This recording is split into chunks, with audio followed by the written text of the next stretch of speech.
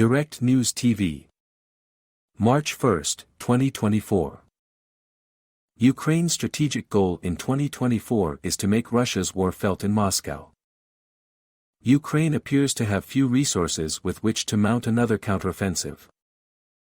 The European Union is upping its military aid from €28 billion, $30 billion, in the past 2 years to €21 billion, $23 billion, this year alone, but that is still not enough to replace United States military aid, stalled in Congress.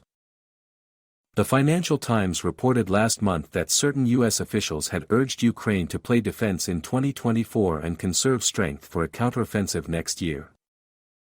Defensive operations do not necessarily present Ukraine with more opportunities to husband material and expand reserves, wrote the Institute for the Study of War, a Washington-based think tank, in a scathing critique of that advice.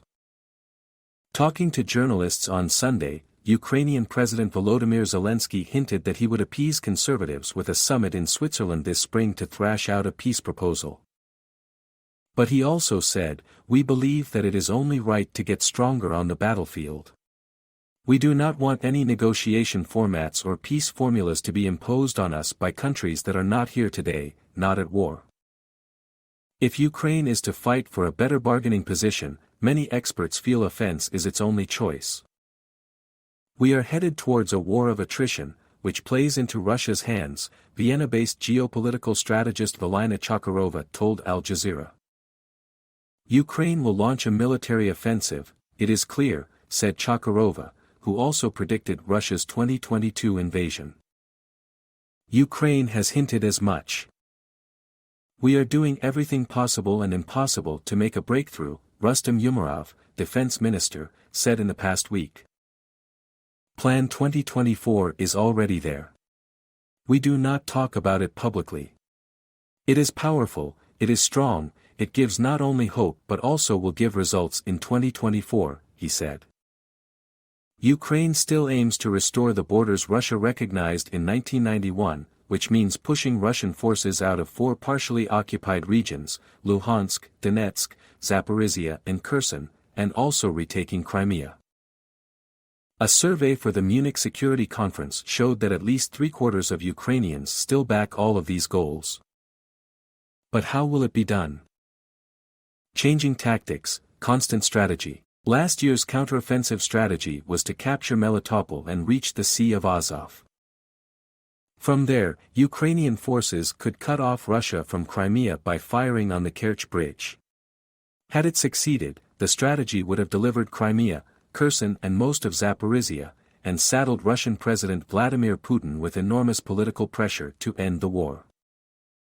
Chakharova said the 2023 counteroffensive failed because it depended on weapons deliveries from allies. The Kiel Institute for the World Economy, a think tank, measured that weapons commitments in August-October last year were 87% lower than during the same period in 2022, the first year of the war. This was the decisive factor that led to no significant breakthroughs on the front lines, Chakharova said. This year, Ukraine plans to make as many of its own weapons as possible. "We are expecting a lot more, help from allies, if we believe the announcements, F-16s, drones and ammunition," said Chakharova. "But I don't expect any serious support," underlining the wisdom of Ukraine's new approach. Ukraine's tactics are also evolving. Last June's counteroffensive was based on mechanized maneuvers and manpower, but its expenditure in weapons and lives proved unsustainable beyond September. At about the same time, though, Ukraine launched a series of ranged attacks that proved more sustainable and, in some ways, more devastating to Russia. In May it struck the Kremlin with drones and followed up with more attacks in the heart of Moscow. That produced an incredible sense of worry, Jade McGlynn, a Russia expert at King's College London's War Studies Department, told Al Jazeera. "They were targeting that whole Ministry of Defense area or the area where the Kremlin elites live, so it was a signal to anyone in that circle that even you are not safe." Surface drones of Ukraine's own manufacture and Storm Shadow missiles provided by Britain and France have since struck repeatedly in the waters around Crimea, sinking or rendering inoperable half of Russia's Black Sea Fleet. Aerial drones and missiles have destroyed Crimean air defenses, aircraft and the Black Sea Fleet headquarters in Sevastopol. More recently, drones have targeted oil and gas infrastructure in Russia itself, vital to its export revenue. Russian newspaper Kommersant said refineries had to reduce their output by 4% in January compared with January 2023, because of damage caused by Ukrainian drones. Zelensky said this month that our task this year is not only to bolster our Sky Shield and Ukraine's long-range capabilities to the fullest extent possible, but also to inflict maximum systemic losses on Russia. That has been a constant in Ukraine's strategy. In September 2022, then Commander-in-Chief Valery Zaluzhny said Russia's ability to strike Ukraine with impunity was the true center of gravity of the enemy, and sought long-range weapons to reciprocate the pain. It's important that Ukrainians continue, said Meglin. Unless Russians feel even 1,000th of what Ukraine feels, they're not going to feel any responsibility to act against it. Ukraine is now leveling up this strategy. It has said it will build 20,000 drones with a range of hundreds of kilometers, suggesting a devastating intended usage rate of 55 a day, and 1,000 drones with a range of more than 1,000 kilometers, 621 miles, to strike deep inside Russia. Zelensky on Sunday summarized this year's strategic goals. We have to prove that we can deprive Russia of its air supremacy, its financing of aggression and its political power. This is a task for the year, Zelensky told allies gathered in Paris. Manpower and tactical concerns. Ukraine's emphasis on remote warfare seems to go hand in hand with a more conservative use of manpower in 2024. When Ground Forces Commander Oleksandr Syrskyi replaced Valery Zaluzhny as Commander-in-Chief this year, there was concern about a return to costlier tactics. He is from this Soviet old school of thinking, which is highly artillery-driven and more prone to devote mass to the front, which generates a great deal of concern in Ukraine, Cambridge University's Rory Finnan, a Ukraine historian, told Al Jazeera. Yet Syrskyi belied this assumption on February 17, when he withdrew his troops from the almost surrounded eastern city of Avdiivka. It was a reversal of his tactics in Bakhmut, where he had ordered them to fight a rear guard for every inch of territory. Social media showed Russia was caught off guard by the fact that Ukrainian forces pulled back, said retired Colonel Seth Crumrich, now vice president of Global Guardian, a security consultancy.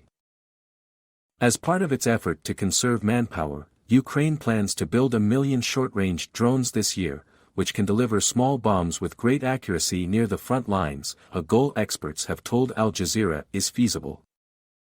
Such a rate of production would average about 20,000 bombs a day, and would likely overwhelm Russian volumes. On February 12, Ukraine reported downing 1,157 Russian short-range drones in a week. Short-range drones might also be the key to equalizing artillery power, a step Zelensky said was necessary before any new counteroffensive. We need to come to those moments when we had appropriate operations, counteroffensive actions, when we went to a ratio of 1 to 1.5 to 3. Then we will be able to push back the Russians, he said at Sunday's press conference. Putin's chickens. What would be the effect on Russia if Ukraine succeeded in its remote warfare strategy? Russia has managed to avoid many dire predictions so far. Despite a mutiny by the Wagner military company last year and numerous anti-war protests, Putin has not been toppled. The ruble did not collapse. Russia circumvented sanctions to sell oil and buy weapons. However, some experts believe the effects are accumulating. I think this year will be the high watermark of Putin's capacity to influence clearly what's going on in Ukraine, British historian Mark Galeotti told the Futurecast podcast last month, predicting that, towards the end of this year, we'll see some very, very large chickens coming home to roost. Those chickens include rising household debt, thinning public services and disillusionment with Putin. Galeotti believed, the system is more and more vulnerable to the unexpected, and the unexpected could come tomorrow or in 5 years' time. Focus on Crimea. On Monday, Zelensky suggested he might focus directly on Crimea this year. "We must fight for the full restoration of international law in relation to Crimea," he said in a statement marking the 10th anniversary of Russia's annexation of the peninsula. Ukrainian military intelligence chief Kyrylo Budanov said last month that attacks on Crimea would intensify, and this month predicted, the peninsula will be brought back. This, too, has been a strategic goal since 2022, because Russia maintains 5 airfields on the peninsula from which it has attacked Ukraine, and uses it to support troops in Zaporizhia and Kherson. Even if it doesn't recapture the Crimean Peninsula this year, Ukraine can render it unusable as a Russian base of operations using drones and missiles. Europe's moment. With US aid stalled, Europe has an opportunity to play a bigger geopolitical role, career British diplomat and lecturer at Cambridge University's Centre for Geopolitics Suzanne Rain told Al Jazeera.